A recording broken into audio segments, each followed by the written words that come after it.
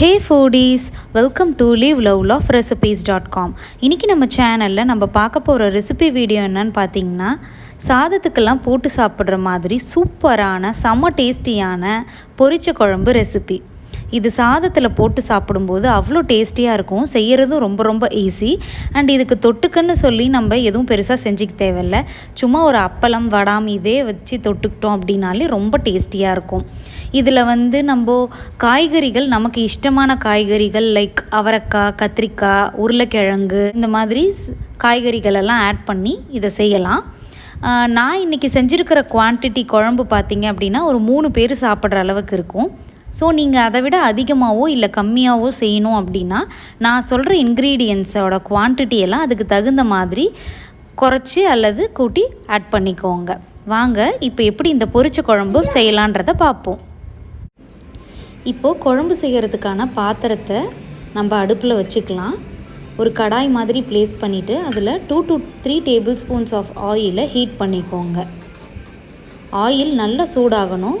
சூடானதுக்கப்புறமா தாளிப்பு பொருட்கள்லாம் ஆட் பண்ணிடலாம். ஒரு 1/2 டீஸ்பூன் அளவுக்கு தாளிப்பு வடகம் இருக்கு இல்லையா, அந்த வடகம் ஆட் பண்ணிக்கலாம். உங்கள்கிட்ட வடகம் இல்லை அப்படின்னா கொஞ்சமாக கடுகு, உளுந்தம்பருப்பு, சீரகம் இதெல்லாம் ஆட் பண்ணி நல்லா பொரிய விட்டுக்கோங்க. இப்போ இதெல்லாம் நல்லா பொரிஞ்சு நல்லா வாசனை வரும். அந்த சமயத்தில் நம்ம நறுக்கி வச்சுருக்கிற சின்ன வெங்காயம் அல்லது பெரிய வெங்காயம், கொஞ்சமாக தக்காளி, கொஞ்சமாக கருவேப்பிலை இது எல்லாத்தையுமே போட்டு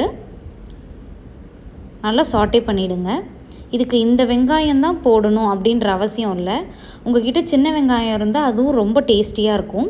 இல்லை சின்ன வெங்காயம் இல்லைன்னா பெரிய வெங்காயமும் போட்டுக்கலாம். நான் பார்த்திங்கன்னா 1 மீடியம் சைஸ் ஆனியனையும் 1 மீடியம் சைஸ் டொமேட்டோவையும் ஆட் பண்ணியிருக்கேன். இப்போது இது கூடவே நம்ம கொஞ்சமாக ஒரு 1/4 டீஸ்பூன் அளவுக்கு மஞ்சள் பொடியையும் ஆட் பண்ணிவிட்டு எல்லாத்தையும் ஒரு தடவை நல்லா கலந்து விட்டுறணும்.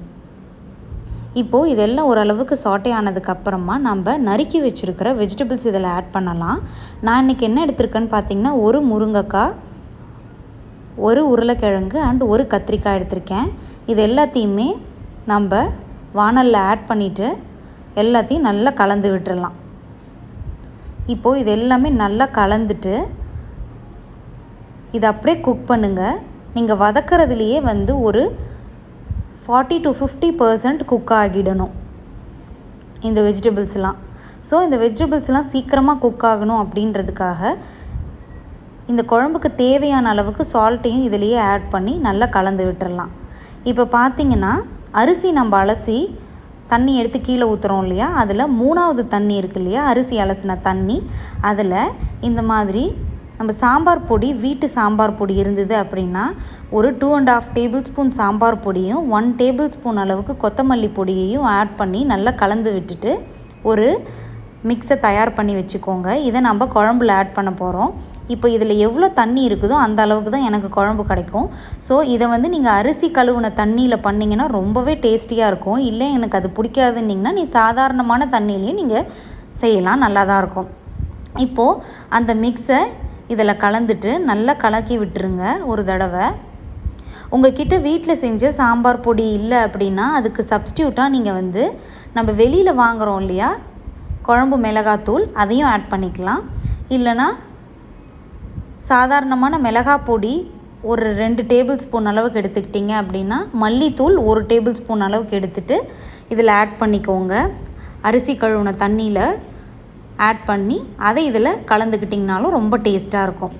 இப்போ இந்த குழம்பு ஒரு மீடியம் ஃப்ளேமில் வச்சு குக் பண்ணுங்கள்.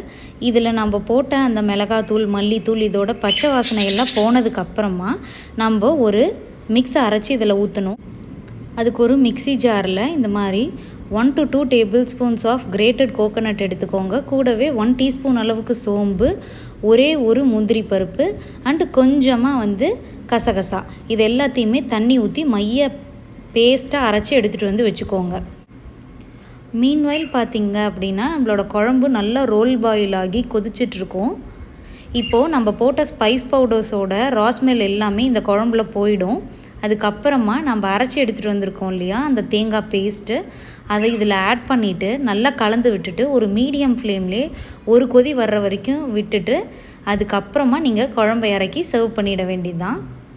இப்போ நீங்கள் இந்த பேஸ்ட்டை ஊற்றுனதுக்கப்புறமா நம்மளோட குழம்பு வந்து கொஞ்சமாக வந்து கெட்டியாக ஆரம்பிக்கும். பிகாஸ் நம்ம ஆட் பண்ணியிருக்கோம் இல்லையா, அந்த கேஷ்யூ நட் அப்புறம் கசகசா இதெல்லாம் ஆட் பண்ணியிருக்கோம் இல்லையா, அதனால் நேச்சுரலாகவே குழம்பு திக்கனாக ஆரம்பிச்சிரும் ஓரளவுக்கு. ஸோ இது வந்து நம்ம தேங்காய் அரைச்சி ஊற்றி ஒரு கொதி வந்ததுக்கு அப்புறமா உடனே ஸ்விட்ச் ஆஃப் பண்ணிவிடுங்க. அப்போ தான் நல்லாயிருக்கும். இப்போ பார்த்திங்களா நம்ம குழம்பு கொஞ்சமாக திக்காகி நல்லா கொதிக்க ஆரம்பிச்சிருக்கு. இப்போது ஒரு கொதி வந்ததுக்கப்புறமா கொஞ்சமாக மல்லி இலையை தூவிட்டு அடுப்பை சுவிட்ச் ஆஃப் பண்ணிவிட்டு இதை நீங்கள் சர்வ் பண்ண வேண்டியதான். ரொம்பவே டேஸ்டியான குழம்பு, ஒரு ஃபியூ மினிட்ஸ்லேயே செஞ்சிடலாம். நான் சொன்ன மாதிரி நீங்கள் செஞ்சு பார்த்துட்டு எப்படி வந்திருக்கு அப்படின்றத கமெண்ட்ஸில் சொல்லுங்கள்.